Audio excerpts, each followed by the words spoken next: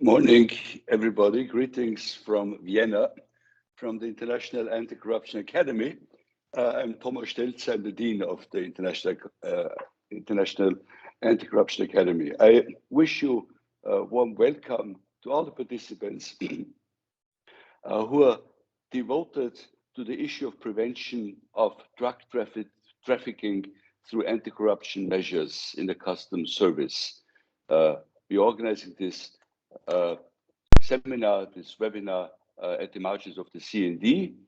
The Anti-Corruption Academy is an international organization which is devoted to the comprehensive fight against corruption, facilitating implementation of the UNCAC, of the United Nations Convention Against Corruption. We are working in complementarity with the UNODC in Vienna, and we offer technical assistance and capacity building mainly to practitioners, to lawyers, prosecutors, justicial personnel in all the UNCAC signatory countries, so that they can understand the complex legal provisions of UNCAC better and implement them. Our work is on 3 levels. We offer academic programs for master's programs for the time being. Then we have technical assistance, tailor-made programs, and we have a research department where we offer where we try to fill the gaps which are left in research. We have at this time 80 signatories, 80 members, 76 member countries and 4 organizations. We're based outside of Vienna, and as I said, we're working in complementarity with the UNODC. To today's event, there's no doubt that customs services remain at the forefront when it comes to the prevention of smuggling, including drug trafficking. However, in many jurisdictions, corruption in customs services is a major problem. We choose today's topics having in mind that corruption in the customs services, unfortunately, facilitates the operations of criminals involved in drug trafficking. Therefore, creating an efficient mechanism to eradicate corrupt practices in customs is one of the major conditions for the creation of effective frameworks to fight drug trafficking globally. I truly hope that in the course of this event, we will be able to identify best practices in prevention of corruption in customs and formulate conclusions and recommendations that might be of help in the future efforts of the international community in this area, including those relating to education, capacity building, and technical assistance. Thank you very much. I wish you a very fruitful event. I thank the panelists for participating, and I hope that we can really add additional value to better understanding this complex issue, which is of relevance to so many of us. Thank you very much.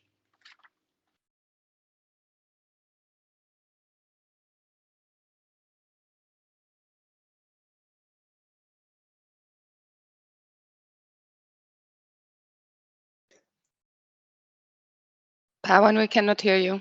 You are muted. Sorry. Pawan, you're muted. Please unmute yourself. Yeah, sorry. Okay. So thank you, Dean Stelzer, for starting the session.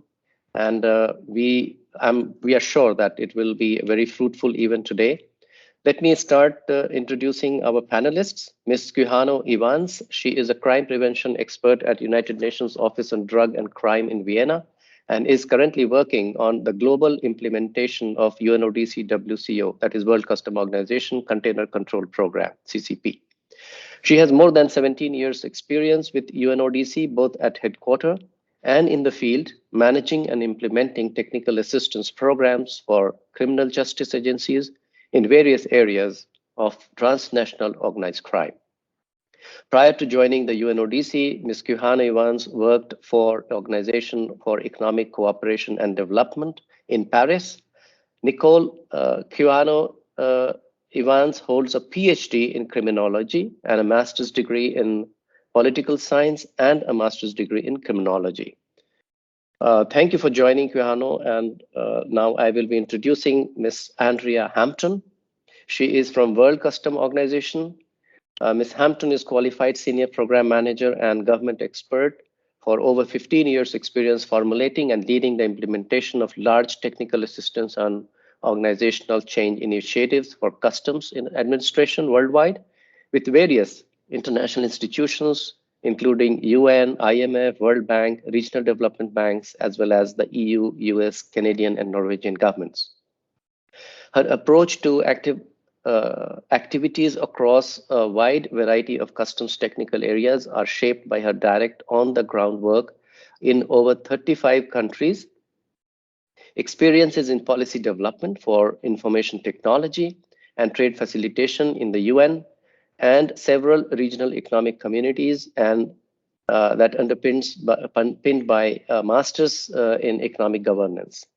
Having previously worked for US State Department, Chinese municipal government, British Crown agent, and a major international consultancy, Ms. Hampton has been working in the WCO Capacity Building Directorate since 2016 and currently manages WCO's flagship Anti-Corruption and Integrity Promotion, ACIP, program for customs. So I welcome you again, Ms. Hampton, for this panel discussion, and I'm sure it's going to be very fruitful discussion today. And finally, Mr. Anton Huitama, his trainer, mainly has expertise in sites timber trafficking in CCP currently in UNODC WCO since 2019. Before joining UNODC WCO program, CCP program, he was customs officer in Rotterdam, the Netherlands, for more than 40 years. So we have a diverse group of panelists, and just to mention that though I'm director of academic programs, but I also come from the customs department in India with 32 years of experience and a lot of field experience in customs. So I'm sure that we will have a very fruitful discussion today. Just to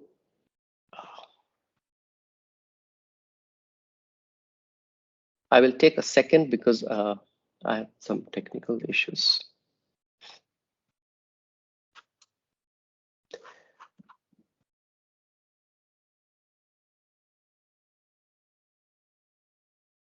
Okay, we have, just to start the session, the Drug Trafficking in Narcotics and Psychotropic Substances Act is really a menace that destroys the society, and it fosters criminal activities.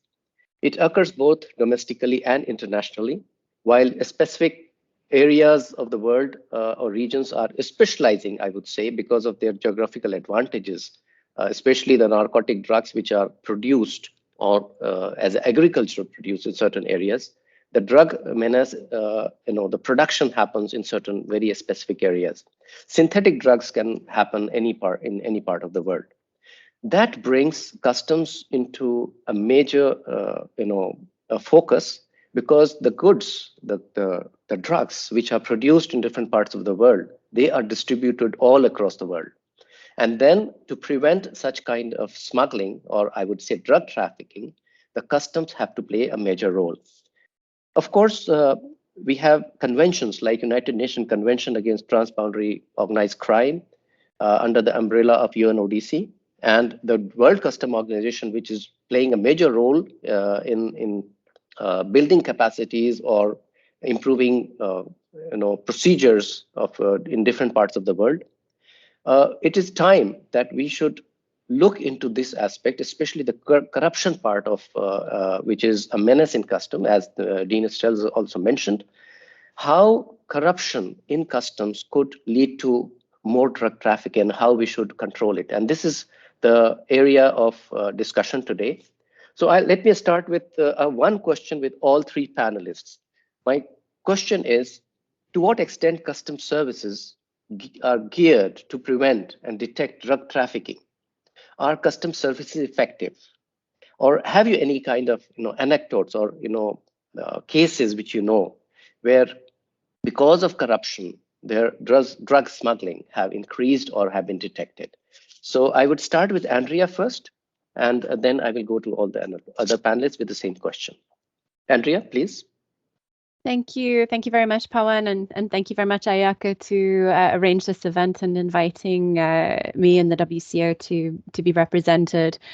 While I don't have any sort of specific country level cases to illustrate here. I do want to echo the point that you made, Pawan, about customs being really placed at the center of this and well placed, not only to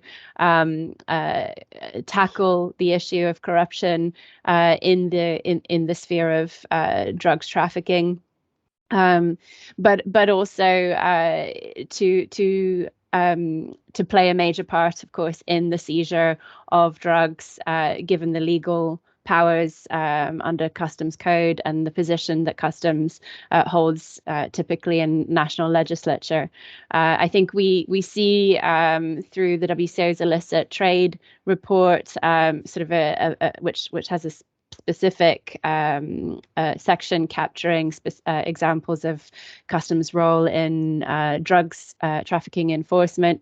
We see, depending on the country, that customs make between 40 and 70% of national drugs seizures, and really they are sort of, this is sort of the part of the problem, also why we see customs as the typically the lightning rod for corruption in this chain, because they are playing such a central role. They are very visible, and so therefore, even though corruption is a much wider issue, it takes multiple people and multiple parties to create these sort of criminal or corrupt activities.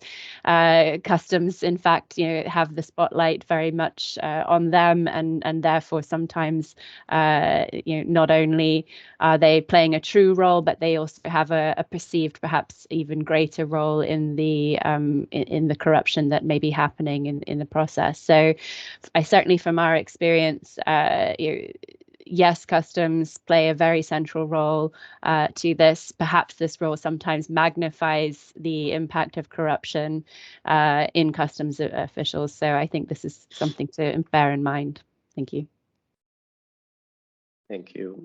Nicole, what do you think about this? Thank you. Thank you very much, Pawan, and thank you, Andrea. And just to continue maybe a little bit from what you've said, Andrea, I think it is really important to understand that drug trafficking is a highly, highly lucrative business, right? I mean, if not the most lucrative business for organized crime.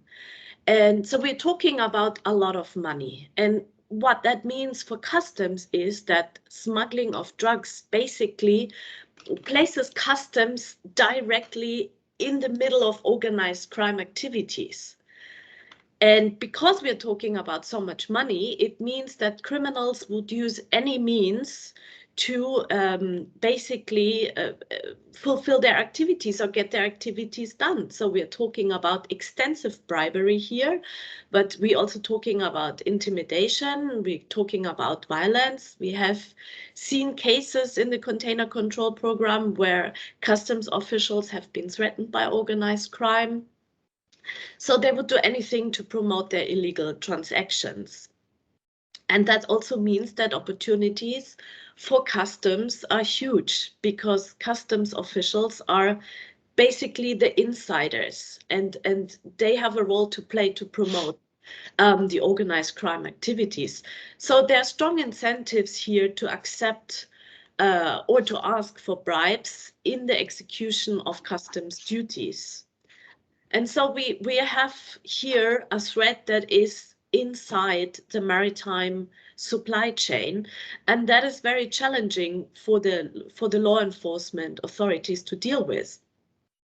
So I can give you one particular example. In April in 2020, we saw a seizure of 4 tons of cocaine that was seized in Antwerp, in Belgium. So consequently 14 Dutch officials have been arrested. The case was that a referee container was loaded with squid, and it was going from South America to Europe. And that container was selected for an X-ray to check the content. However, what happened is that the driver did not drive the container to the scanner as planned, but he went to a warehouse where there was a cloned container with exactly the same container number and where the consignment was reloaded. So it appeared as if it has been scanned, everything was in order, but in fact, the driver, who presumably was bribed and got a kickback, was taking the load to the warehouse. Now the case was detected through insider information in the end.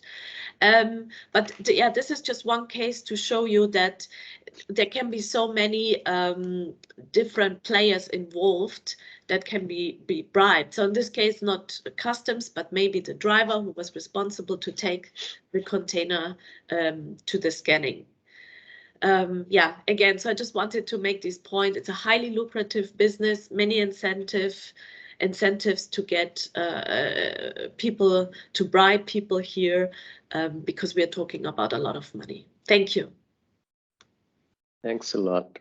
Anton, you have anything to add here, because you have a lot of experience in customs and you must be noticing these kind of things happening all around.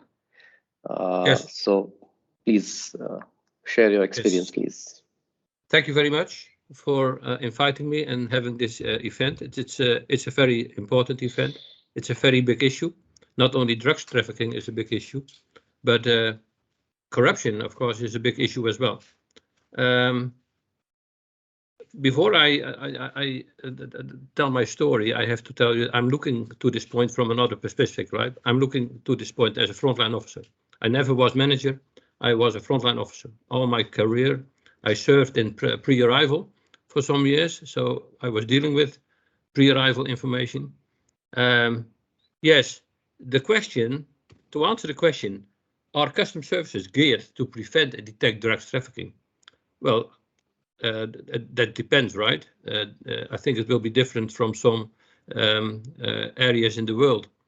If we look to the Netherlands, for example, in the Netherlands, the pre-arrival and the risk indicators, the risk management is more or less automatically done, right? The computer is filled with risk indicators, all the ship's manifest is passing but in many countries that's different. And we still, in many countries still the pre-arrival information is done manually, right? By people. They are going through all the ship's manuals and manually do the risk assessment. We should also remember that it's all about capacity, right? We are shipping around 800 million TEUs around the world on an annual basis. So it's a hell of a job to detect the right container, right? At the end of the day, customs has a second responsibility. We are also responsible for the traffic flow in the port. Of course, we would like the mayor of Rotterdam. He went last month. He went to Colombia and he had a talk with the mayor of Cartagena. And when he came back, he advised the Dutch government to do 100% control of all containers from Colombia. Well, he most certainly is not a customs officer, right? That will never happen. It will block the port. So this is another issue. We have to remember the second responsibility for customs is to facilitate the good traders. Of course, we have to find the bad guys, but we also have to facilitate the good boys. But that boundary is not very clear always. I can make many 40 years of customs officer. I saw many cases, but it's also, and I will close here because I will not take too much time, but it's also the ability of sharing information. As Pavan mentioned, one of my specialties is timber trafficking. Be aware that drugs trafficking and other boundary criminality can be together. Drugs timber is also used as payment for drugs. They don't, in Latin America, sometimes they do not pay with money because they know police officials and customs officers do follow the money. They pay with timber. and even the timber may be most likely illegal. So it's more complex than only this. But I will not take too much time. I will close. Yeah, I can take 2 points, which is very important. One is what Nicole mentioned is about customs being insider. So just to give you a case in the port of Algeciras, where the custom officers were arrested because they were giving clear inside information to the drug trafficking syndicates in the Strait of Gibraltar, that which container contains what and how to escape it from the examination. Similarly, there was a trial of El Chapo, as it was mentioned that it is not just payment in money terms, but it could be timber. But here it was a clear link was found in Mexico to have this drug trafficking money linked with other crimes which is happening in Mexico. So corruption in customs is not just leading to, if there is one, not just leading to drug trafficking, but it is linked to many other crimes. So this is a real menace, which I mentioned right in the beginning. Let me come to the next question, and it goes to Ms. Hampton straight away, because you are dealing with the CIP, the anti-corruption aspect in the WCO, and a lot of things are happening in different countries. What do you think? What are the main challenges for corruption prevention in customs service? I'm not specifically talking on the drugs aspect, but of course this is one of them. But how to prevent corruption? What are the challenges? Thank you, Pawan. I think actually some of the things that we just mentioned, the visibility of customs in this and in their role poses a challenge. I think Nicole brought up a very good point. That drugs trafficking. While you mentioned, Pawan, that of course corruption in customs facilitates any number of different types of crimes, there is a certain sort of size and shape to drugs trafficking, the monies involved, and also the type of drivers that we see for corruption in customs. What we see in drugs trafficking cases and corruption cases differs somewhat from other types of corruption cases in customs, in that it's very often less a financial pressure or driver for corruption of a customs official, but a threat to the life of the customs official. Customs officers in general tend to be better paid than other public sector participants in these sort of insider positions. I think even the example Nicole gave of the driver being potentially bribed in that situation, the bribes tend to go to those other actors in the corruption chain, and customs in the scheme of drugs trafficking. The threat to life is a real concern, and I think that's a big challenge, because it's much easier to follow the money, as you say, and address some of these other pressures for corruption, but it's a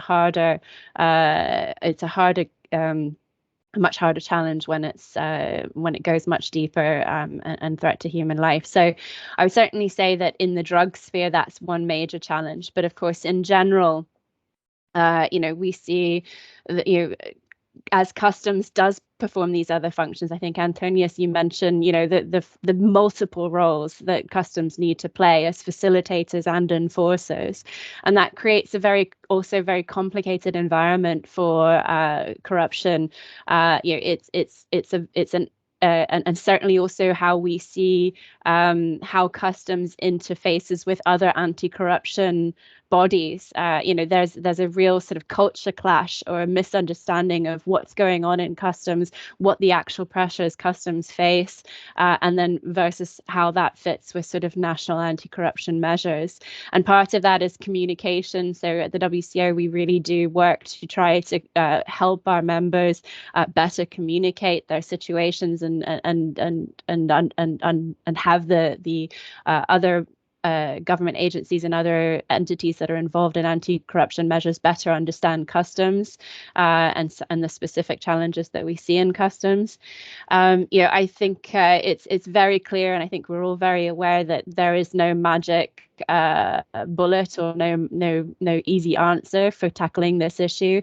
And as complex as an entity as customs is, having an institution-specific response, which I believe was a major part of the political declaration of the UN special session on corruption last year. What we offer through the WCO and through the revised Arusha Declaration is an industry-specific or an institution-specific response, where we are helping our members look across different aspects of their institutions: human resources, automation, transparency, audit and investigation, modernization, reform, regulatory framework, and by that we mean sort of alignment with international standards and transparency and predictability, morale and organizational culture. These are all important aspects, and I think what we see through working with our members, while some aspects may be more visible at times than others, they are all equally critical to the fight of against corruption in customs. So the main challenges that we see are manyfold. The different the particular shape of customs as both an enforcement and a facilitation agency, the fact that there is no one-size-fits-all model for customs administrations across when we're talking about anti-corruption activities, the fact that they're a very visible part of this, as we mentioned before, the threat to life, particularly in drugs trafficking. So there are many different challenges, but we do feel that the approach that has been born of the experience of our 184 members that has been developed in the revised Arusha Declaration is a really good start for having a more institution-specific response. Thank you so much, Andrea. I will come with another question to Quijano. Is basically, because Quijano, you are doing with a lot of container control program. What do you think? What is happening there? Can you tell our participants about how container control programs is run? What is its essence, and how it is being used? Of course, I understand must be the risk assessment system, but how it helps customs to deal with situations where such drug trafficking or many other type of trafficking and smuggling is happening. So throw some light on CCP. Yeah. Thank you very much, Pavan. So the Container Control Program is a joint initiative between UNODC and the World Customs Organization. And it started actually a long time ago in 2004 with looking at mainly drug trafficking and how we could help countries to improve the detection of high-risk containers. And so when we started, the idea was to establish what we call joint port control units or joint interagency units, where all the different agencies that work together in a port and that have a sort of a role to play to look and detect and investigate containers work more efficiently together. And so one advantage of that would be that they have maybe different databases and that they can compare the information more effectively rather than relying on just one agency. So this is one aspect of the Container Control Program. And the other one is to, as Anton mentioned, we are dealing with more than 800 million container movements around the world. And finding anything illegal in a container is like looking for the needle in a haystack.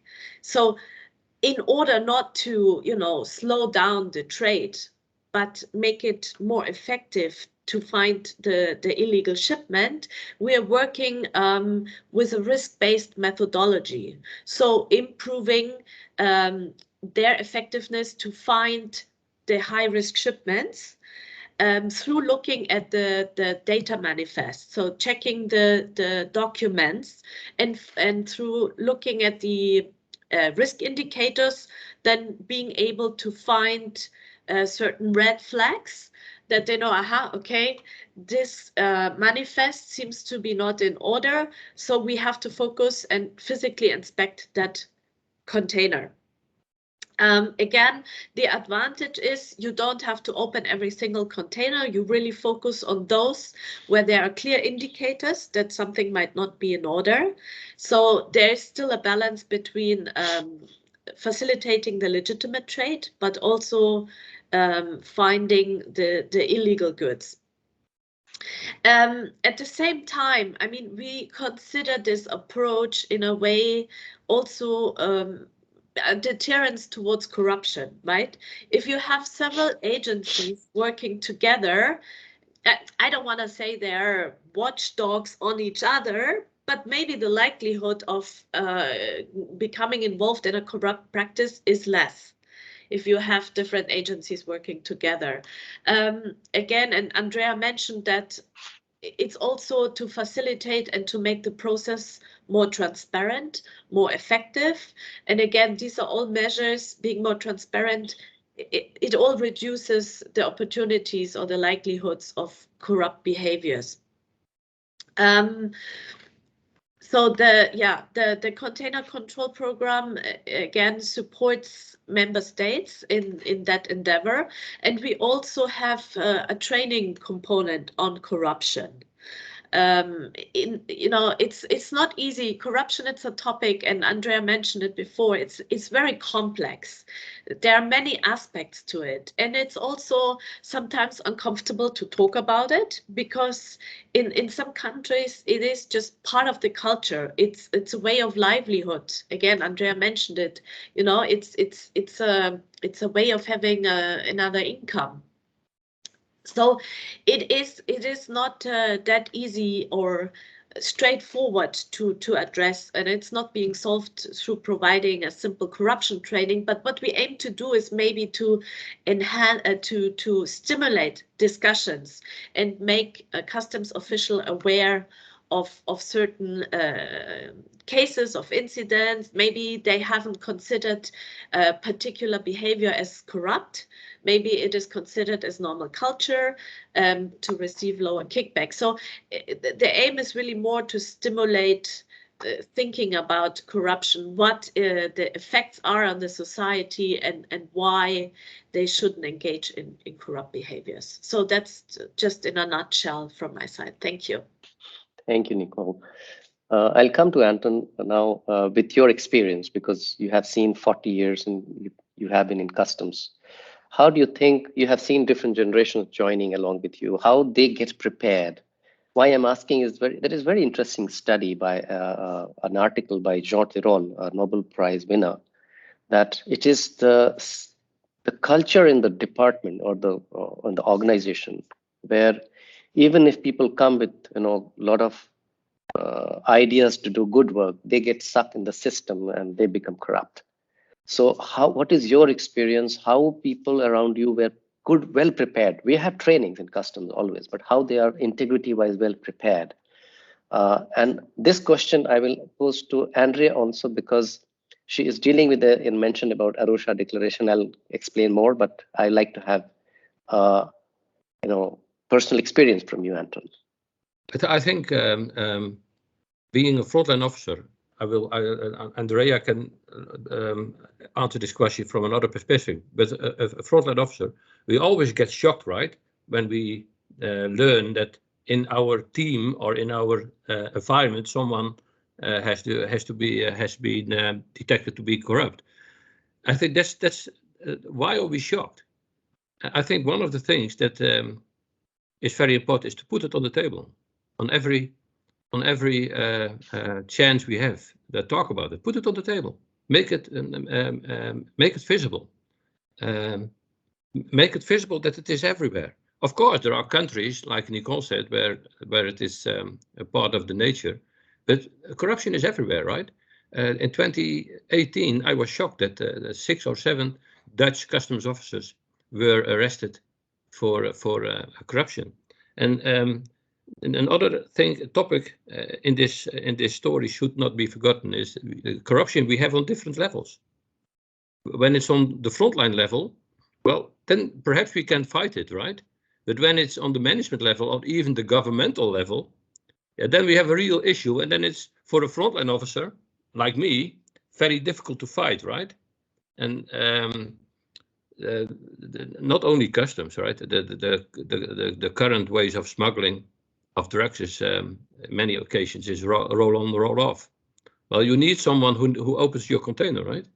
So the port security, and even the terminal, the workers on the terminal who provide criminals access to the terminal. It's a complex, and it's not only customs, and it's not only on the frontline level. It's a very complex issue that needs, my opinion, as a frontline officer, put it on the table, make it visible, and make sure that we are able to share information and make it a more open issue for the complete port operation and not only customs. Thank you. Thank you so much. So I take it forward to Andrea now. Is customs deal with a very unique situation. Okay, before that, let me announce to all the participants, if you have any questions, please let us know. We will have last 10 minutes or 5 minutes, depending on the questions, dedicated to answering your questions. So now I will come back to Andrea asking, on the one hand, we have this Kyoto Convention, revised Kyoto Convention, asking for simplification of procedure. And simplification of procedure is also taken, the criminals, they watch it very carefully where the loopholes are. And of course, we have developed a whole risk assessment system and selecting if we look into containers, especially, which is the best place to hide any drugs or any kind of precious material. How would we balance it with the with the simplification plus controls? And how this Arusha declaration, basically bringing integrity in the system, is helping around the world in your experience, which WCO is doing for the last many years now. Thank you, Pawan. I would just like to pick up, if I may, a question that you had posed a little earlier about the next generations and, how do we address that? Through the ACIP program, we are actually building next generation networks within administrations who have seen the need to make adjustments to their organizational culture that maybe have become entrenched with certain sort of ideals and practices that are not conducive to building integrity. So it is something that, there are concrete measures that can be taken. But I would also like to just contest the idea that, the new fresh-faced individuals are less likely to be corrupt than those who've been around for a longer time. Because certainly in our experience, and we've conducted customs integrity perception surveys of over 8,000 officers in 25 countries. We've had specific members do similar research of their own sort of internal corruption cases. The fact is that corruption in customs doesn't have a certain shape or size or generation. A younger officer or a newer officer is just as likely to be corrupt as an older, more senior officer that's been around for a while, and that's just a fact. And unfortunately, that does again make our lives harder, because if it was as easy as knowing that a certain profile was more likely to be more corrupt than another certain profile, that would make internal affairs units sort of maybe able to do the pre-selection or pre-risk, which is just not possible, and the data just doesn't stack up on that in customs anyway.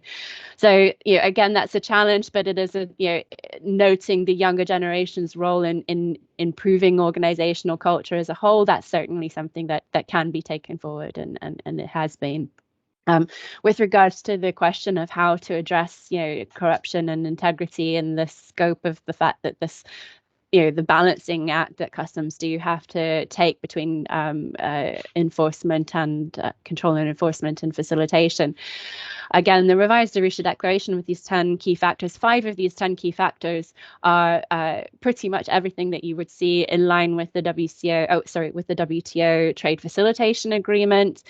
They're all about transparency and predictability, and basically reducing incentives and in building trust around those involved in trade. The other 5 are more about the controls, the procedures, the preventative measures, also seeing control as both reactive and proactive. So the fact is that the revised Arusha Declaration, as I mentioned, it is an institution-specific approach for combating corruption in customs, because in its very nature, it does encompass these 2 different sides and provides different paths and different avenues and concrete steps that customs can take. And it also looks at things that we commonly hear, raising awareness will fix the problem, providing more transparency will fix the problem, implementing automation will fix the problem. It also highlights the fact that there are loopholes in these different approaches as well. So I think this is something that we also try to sort of make sure that our members who are committed on embarking on this journey really take into account all of these different aspects. It can't be cherry picked. It has to be conducted as a holistic, comprehensive national program. Thank you. Thank you so much. Many points have been covered, but I want a little bit of more, discussion on the importance of the training programs. We have, I remember WCO has developed an integrity, online, nice training program, telling people how to, deal with integrity issues.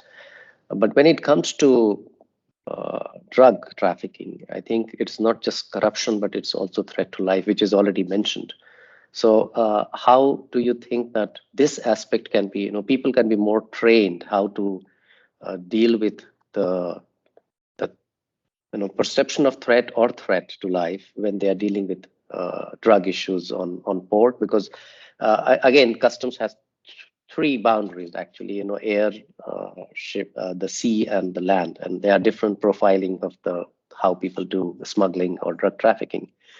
So how do you think that these trainings are important to ensure that people can handle such situations? It goes to Nicole. Nicole, you have any thoughts to it? Thank you very much, Pavan. I mean, training is certainly an important aspect, and not only the training in the area of integrity and corruption, but I think in general, and probably Anton, you will confirm that, but customs training to do their job, to know what they're doing and to be more effective, so which will reduce time. It will be more effective to do the clearance process. So I think it's a combination. When we talk about training, I think we need on-the-job training, we need integrity training, but in the same time, and here I want to again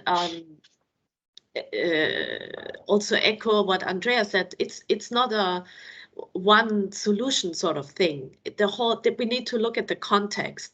So if there's a culture of corruption, then I don't think training will be very effective. So training needs to be placed in a context, and there are many aspects that need to be considered here as well. Also, of course, starting from the legal framework, starting from the management, because it all trickles down. If the management, doesn't promote a culture of integrity, then again, you cannot expect frontline officers to behave in a certain way. And then again, training will not be effective. I'm a criminologist, so I studied criminology. In my view, it is important. Training is an important aspect, and here we are very, of course, always welcoming to work with organizations like IACA, like the WCO, to support us in this endeavor. But I see Anton, because we're running out of time. Yeah. Yes, Anton, please. Experience. Thank you. Yes, thank you very much. I will be very brief, very short. There is another aspect. We always want to train customs officers, but the world is changing, and we have to deal. Customs organizations are under pressure. For example, the sanctions against Russia, right? It puts all customs organizations under pressure, and we have to put a lot of manpower, so a lot of capacity to the export to Russia, right? And then we want to train.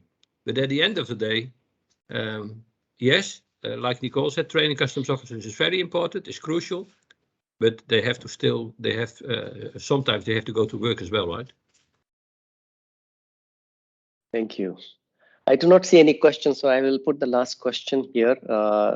It's free for anyone who wants to answer. Is role of technology, especially in identification of the drug trafficking issues. We have been working mostly with the dog squads, we found them most effective.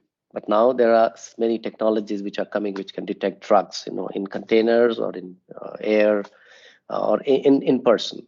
So what do you think is this technology is going to really help the customs to deal with not only drug trafficking, but also linked with corruption? Because ultimately technology is going to be transparent. If it is seen by the senior officials, what has gone by, these things are recorded. What do you think about it? As a frontline officer, Anton, yes. Yeah, as a frontline officer, I have an opinion. Yes, dogs are very effective, right? We use them for longer than I was a customs officer, so more than 40 years. But nowadays, perhaps artificial dogs, right? It's a new system, getting air from the container, let the computer do the sniffing artificially. This type of detecting, the computers do not get tired, right? Even dogs have to rest, and dogs need to train, and dogs need to sleep, and dogs need to feed, and etc. etc. The second thing is, for me, was some years ago, I was customs officer on the Maasvlakte. It's completely outside of the Rotterdam, and the way from the Maasvlakte to Rotterdam is 40 kilometers. And there was someone who made an idea that the first road from the Maasvlakte to Rotterdam, make it a 30-kilometer road where trucks cannot drive faster than 60 kilometers, and they cannot leave the road. And you that way make sure that on the road there is a scanning facility, and that way you can scan all the containers who leaving the port, and you can when you see something, you can do the physical inspection. You can pick them from the road by the police, but you can also do it on a final destination by the import declaration, where the import declaration is done. This is my idea. I was very enthusiastic about this idea. Thank you. I would add that you can't even bribe a computer, but it depends. It depends also on how the senior officials are looking into it, whether they are looking into the information which is in the system, because there's a difference between transparency and accountability. Unless you look into the system, transparency has nothing to do. But Andrea, please, I think the last speaker to be here today, because we are running. We still have 2 minutes, so please go ahead. I was just actually going to, what you said there, Pawan, about the technology. There's a lot of emphasis that technology will replace human interaction and therefore make reduce opportunities for corruption. But as you said, it can create additional loopholes, and it also just as important as the accountability and traceability that technology provides. And I know blockchain is a buzzword very frequently thrown out there, but there are genuine benefits that blockchain may offer in providing, that sort of transparency, traceability, streamlining of processes, and creating a better environment of trust. But it's really also important to recognize the limitations of that. When we talk about the complexity of the sphere of corruption,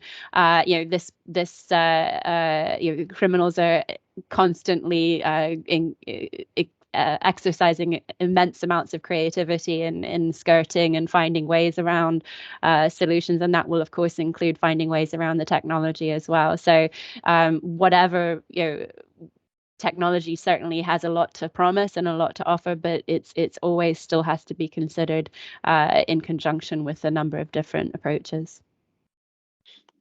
Thank you so much. And one point I would like to emphasize is that customs is one of the organizations which is highly tech savvy, I would say, all over the world. And thanks to WCO and UNCTAD for bringing the technological platform on which customs clearances are done. And that's where risk assessment can be done. And now it's a chance to have much more dashboard-based data analytics, which can perhaps bring things in picture to the top management. And if they are interested, of course, we can control corruption. So thank you so much. And I do not see any questions yet. So thank you for joining. And it was very, very fruitful discussion today. I thank you all, Andrea, Nicole, and Anton. And I'm sure those who were listening must have enjoyed it. Still, if you have any questions, please do let us know.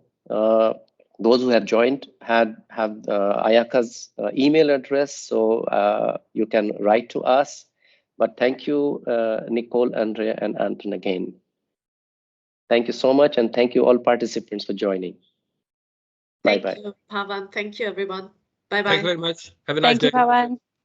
Bye. Nice to see you, Nicole and Antonio. Likewise. Bye. Thanks. Bye-bye. Bye. Likewise.